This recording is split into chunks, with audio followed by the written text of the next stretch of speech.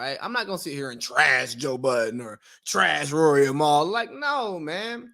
Let's look at the bigger lesson that we all can take from this. Okay. So Joe Budden. Joe Budden has been known to wreck things that he does. Like, I mean, I think that's fairly consistent with his career. Highly talented, polarizing. People care about what he says, what he does, but he messes up stuff a lot, right? And what we found ourselves? We found ourselves with a group of friends who had a great podcast together, and money gets involved, contracts get involved, and things change. And I'll tell you, money doesn't change you. Money just gives you the leverage to do what it is that you want to do. And so many people miss that. It's like, oh no, once they got the money, they changed. No, no, no, no, no, no, no. They got comfortable. They were able to now make decisions from a level of comfort, not a level of a position of survival, right? And so many of us make decisions from survival that we can't even fathom being able to make a comfort based decision and not become uncomfortable because of it. What does that mean? How much BS do you put up with at your job? Whether it's the hours that you don't like, whether it's the boss that you don't like, whether it's the coworkers that you don't like, or even if it's the work that you don't like. There's so much that we sacrifice because we know at the end of the day that our bills have to be paid. We have a lifestyle that we want to continue to maintain, right? And guess what? Guess what, man? We do it because we don't have the leverage to be able to make a different move that would allow us to walk away from it, right? And so when people talk about money doesn't change you, no, the money that has always been in you. You've just not been in a situation to be able to make those decisions because you're surviving and you're not thriving. And that's what we've seen here, where those gentlemen are now thriving. So it's Joe was like, nah, bro, I'm doing this way. And the guy's like, nah, bro, like I'm not putting up with that because these people know their value. And once you know your value and you actually are in a position to where you can miss a paycheck, because hey, bro, this paycheck right here ain't it. Nah, nah, nah. I take nothing before I take this because I know what I'm worth and I can fall back on that. That's what you get. But like I said last week, man, ultimately it was a failure in leadership. It was a failure in communication. Um, and I was happy to see that when Joe put out the pod today, that he took accountability.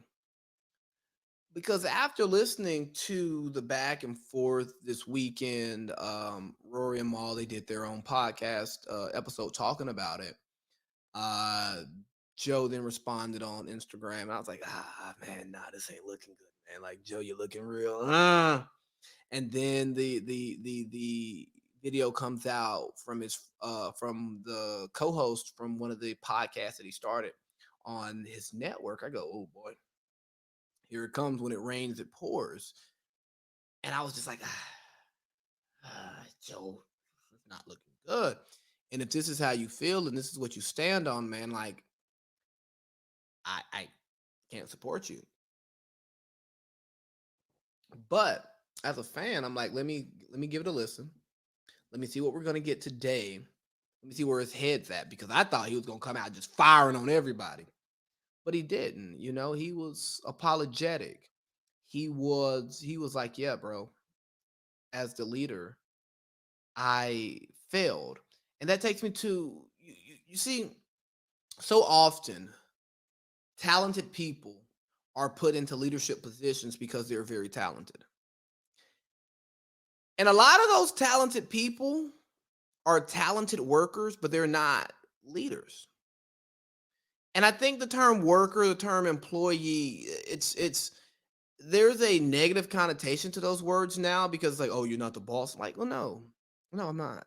That's fine though. Everybody's not boss material because if everybody is a boss, there are no workers. And guess what? When there are no workers, there's no work to get And when the work doesn't get done, the boss gets fired. Right? So, but anyways, he was operating with a worker's mindset. He was operating as like, hey man, I'm good. The podcast itself is doing good. So everybody else should be good. But that's not how it works. When you are a leader and when you're in leadership, it is your responsibility to make sure that the people around you are good and the people around you understand what you're communicating to them. Because if they don't understand what you're communicating to them, that's a problem. Even if you felt like you're communicating properly, if what you're communicating is not being received, ultimately it's a failure on leadership. And I thought it was great for him to pretty much say, yeah, bro, as a leader, I failed. I failed to communicate. I failed to get the people who were left, who worked for me, who were under my charge, who were part of my project, a part of my program, a part of my podcast, part of this network, to understand exactly where I was coming from. And I'll tell you, man, when you have that friend dynamic, it becomes so difficult because you don't know which conversations you're having. There's so much overlap in those conversations that it's like, hey, man, it's friends talking. Well, no. It's not friends talking anymore. It's business talk. And it's important to ensure that you communicate that to those people. And like I said, man, it saddens me to see this iteration of that podcast come to an end. But when listening today, with the other new host, man, it had the old vibes because the tension had left the room. And I think that it's great that the tension had left the room. And I wish that the other crew could have, worked that tension out. But life is a learning experience, man. And this is why I don't like cancel culture, because cancel culture doesn't allow you to show your growth. It goes, you messed up, you're done. Okay, I've messed up. I've cleaned it up. Now, can I prove to you that I learned from my mistakes? No, no. You can't grow and learn. No, you have to be a ready-made product as soon as you hit the assembly line, not come off the assembly line. No. When you hit the assembly line, you should already be made. Like, what do you mean? No, bro. Like you said on this podcast, probably a year ago, we shouldn't refer to ourselves as being grown, because if you're grown, that says that you have reached your peak. You're done growing. We're still growing. So you're an adult, but you're not grown, because if you're grown, you're not growing no more. You stop. And it was beautiful to see the growth. Now, I hope it was true growth. I hope it was not, let me clear my name. And to get to the Olivia young lady incident, right? I thought that was very interesting when it came out. Timing, I get it. When other people are talking about someone, it is much easier to talk about them, right? Not many people are comfortable breaking the ice when it comes to talking about being mistreated by someone. Uh, uh, uh, um, like I mean, look at with the Me Too movement. The great thing that came out of the Me Too movement was it gave more women comfort in coming out to speak on their experiences, because you learn that you're not the only one who went through this.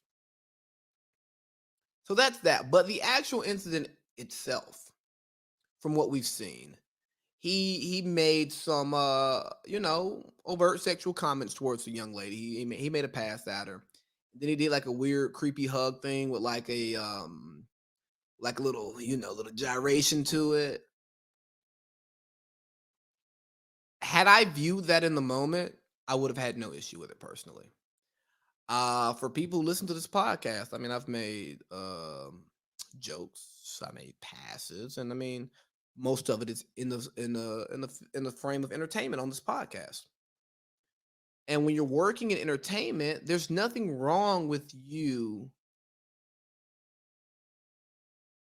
overdoing things to make a point, or to entertain people, right?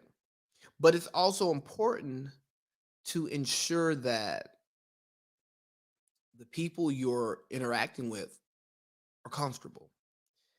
And when you're in a room with them, it's so much easier because you can like feel the vibes, you can feel everything out. And honestly, that to me was a little bit misguided. I think that if he was just someone on that podcast or she was a guest on his podcast, no problem. But as the owner of the network that the podcast is on, it's like, nah, see, that's where it hits the sexual harassment line because you hold a certain level of power over this individual, excuse me, as the owner of the network, as our quote unquote boss, and you make these sexual passes for the sake of entertainment, or maybe entertainment, and you actually are shooting your shot, but that causes a conflict of interest in the workplace. And I think that's the point that a lot of people are missing on this when they're talking about him and her and oh my god, he's a creep. It's like, oh man, really? Maybe other things in his track record will lead you to believe that, and it's just another incident, right? But that specific piece, I go, okay, he said some things, but he's on a podcast. He's like trying to entertain, I think. And maybe you should ensure that you have the understanding with the people that you're talking to so that when you talk to them and you say some things that are entertainment, they go, oh, that's just him. It's nothing. Because I'll tell y'all, bro, I get a pass for saying a lot of stuff to a lot of people that I probably should not be saying. Hold on, man. What's going on with my headphone? Can't hear myself. What I do? Turn me up in the headphone. Anyways, and I think that was a bad case of that. Now, as a boss, you can't make those mistakes. And long story short, what came out of all of this, I just thought was someone who made a mistake, understanding that they made a mistake, and hopefully there's growth there. Because that's what it's all about. We just can't cancel people every time they mess up. We have to give people the opportunity to grow because it's not about who grows the fastest. Just because you've grown faster than me doesn't mean like you're better than me. You just grew faster. Cool. There were some people who were taller than me once in life and they're not now. There were some people who I was taller than in life and not that's not the case anymore. It's just all about getting there. We're not in a race. We're not in a race. We just have to get from point A to point B. And however, whenever you get there, as long as you get there, that's what's important.